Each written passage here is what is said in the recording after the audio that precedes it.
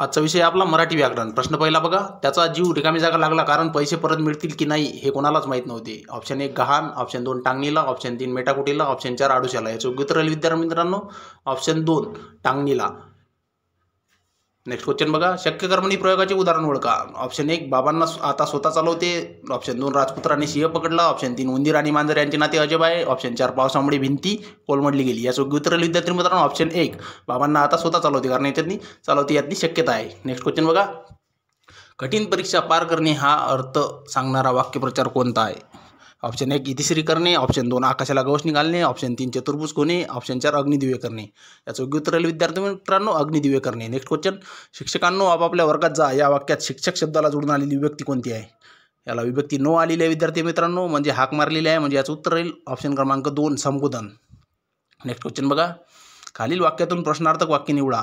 Option 1 अडचणीसाठी त्यांनी कोणतेही नियोजन केलेले नव्हते, ऑप्शन 2 आज पाऊस पडत आहे, ऑप्शन 3 दिलेले सर्व, ऑप्शन 4 तुझे नाव काय आहे. याचं योग्य उत्तर आहे 4 तुझे नाव काय आहे. अखेर दरोडेखोरांनी सर्वांना हुल दिली या वाक्यातील वाक्यप्रचाराचा योग्य अर्थ कोणता.